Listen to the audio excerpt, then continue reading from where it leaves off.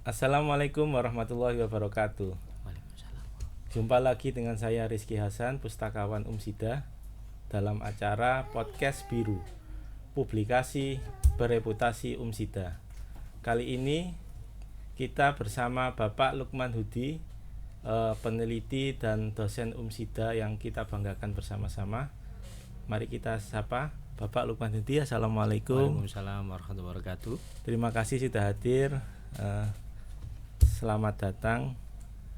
Kali ini podcast publikasi bereputasi akan membahas salah satu publikasi Bapak Lukman Hudi yang berjudul Application of Commercial Probiotic in the Cultivation of Non-Specific Pathogen Free Non-SPF Vaname Shrimp, atau dalam bahasa Indonesia bisa kita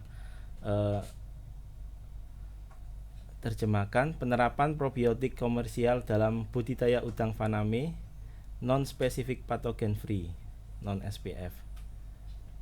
Langsung saja kita mulai dengan bertanya pada Bapak Lukman Hudi.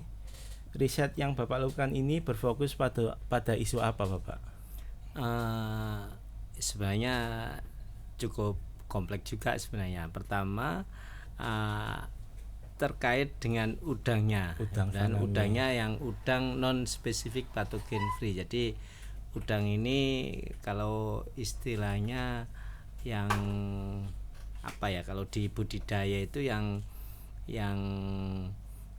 dia mempunyai bawaan penyakit sebenarnya, atau tidak melalui dia tidak bebas dari penyakit. Ada beberapa benih udang yang khusus yang free patogen, jadi bebas penyakit.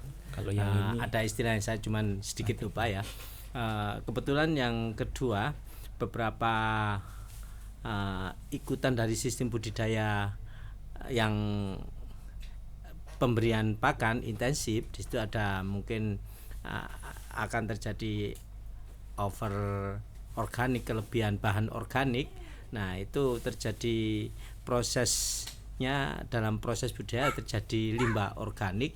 Nah, sisi lain yang mengolah apa istilahnya, yang mendegradasi atau yang memperbaiki limbah itu secara organik adalah probiotik itu ya.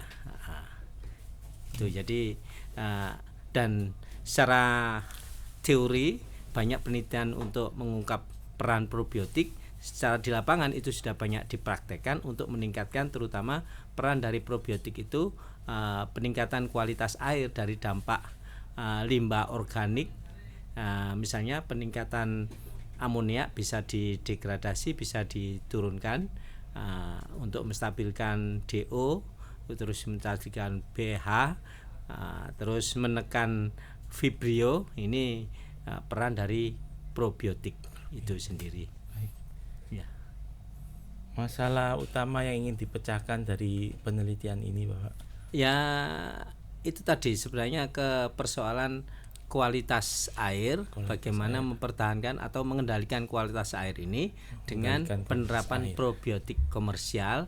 Nanti kalau kualitas air ini bisa dipertahankan, bisa dinetralisir secara kimia misalnya, itu nanti secara otomatis nafsu makan, membawa dampak ke pertumbuhan, tingkat kehidupan udang itu sendiri, terus efisiensi pakan. Itu beberapa parameter untuk melihat suatu pertumbuhan udang yang bagus itu dari situ. Jadi istilahnya bisa menekan FCR, efisiensi pakan, hemat biaya tentunya. Terus bisa meningkatkan pertumbuhan udang, jadi nanti targetnya size itu. Terus bisa SR, tingkat kehidupan, jadi menekan kematian udang. Jadi arahnya ke sana, multi efeknya, dampaknya dari penerapan probiotik ini. Pendekatan atau metodologi yang digunakan untuk penelitian ini apa, Bapak? Ya secara umum kalau di bidang akademik ya pakai rancangan percobaan, acak lengkap itu ya. Jadi saya mencoba menerapkan mendesain beberapa penerapan probiotik. Di situ ada coba probiotik secara spesifik, ada probiotik kombinasi antar berbagai probiotik, yaitu berbagai merek. Terus ada beberapa, saya juga menerapkan itu trichoderma. Terus saya gabung coba jamur trichoderma, terus probiotik komersial gabungan. Itu bagaimana dampaknya. Jadi termasuk hanya menggunakan jamur saja, bagaimana dampaknya. Saya teliti itu, dari kesimpulan saya itu yang dikombinasi. Jadi kalau spesifik karena peran bakterinya itu sendiri nanti spesifik, hingga kalau ada tambahan masalah baru dengan objek limbah yang lain, organik yang lain, dia kurang begitu berperan, jadi kurang efektif. Jadi dengan kombinasi itu beberapa karakteristik limbah tertentu, misalnya limbah yang banyak mengandung protein, ini cocoknya bakteri apa. Limbah banyak mengandung karbohidrat atau selulosa, ini cocoknya bakteri apa. Terus peran jamur trichoderma ini di komposisi limbah apa. Jadi dengan gabungan atau kombinasi itu memberikan peran yang cukup efektif untuk berbagai pengolahan limbah organik dengan karakteristiknya itu. Kalau dari hasil penelitian, temuan paling signifikan mungkin ramuan yang paling efektif dari yang ditemukan, pilihannya tadi kan ada yang pakai trichoderma dan ini, itu yang apa Pak yang paling efektif? Kombinasi dari hasil penelitian saya, kombinasi menunjukkan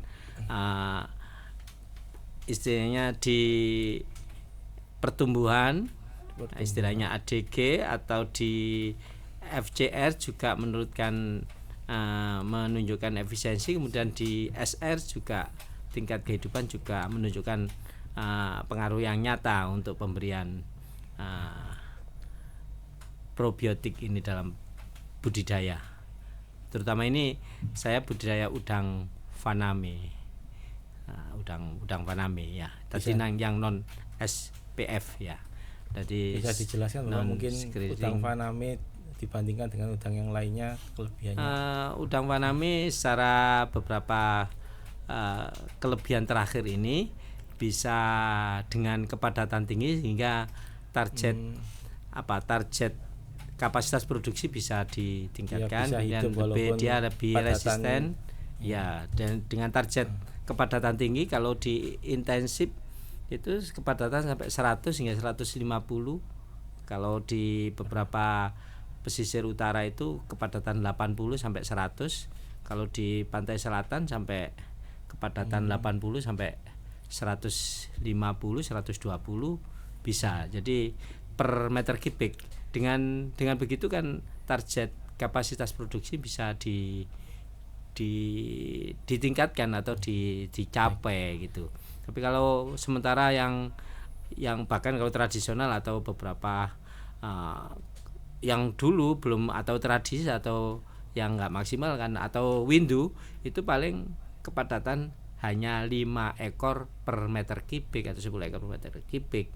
Jadi walaupun komoditasnya, harga komoditas udang windu itu lebih mahal dari faname, tapi target produktivitas yang kapasitas produktivitas yang jauh dengan faname. Yang kedua, dari beberapa pengalaman petambak, udang faname lebih resisten terhadap perkembangan yang begitu dahsyat beberapa virus dan beberapa penyakit, baik dari bakteri, jamur maupun virus dari udang itu sendiri. Faname sementara ini lebih resisten.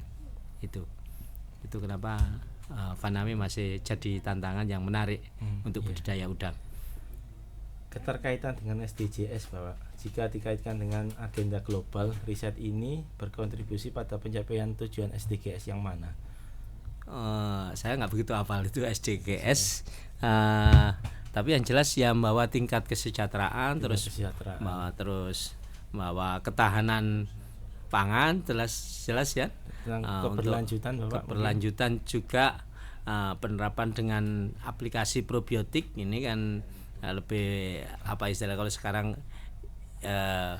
green energy atau blue energy itu ya, terkait dengan ramah lingkungan karena kita memanfaatkan beberapa komponen organik dan jadi bisa memanfaatkan beberapa komponen organik, jadi ya untuk masih kesinambungan ada terutama ramah lingkungan dan itu ya. Ya termasuk ke sana kan itu bagian dari SDGs juga kan ya. Berlanjutan dan sebagainya.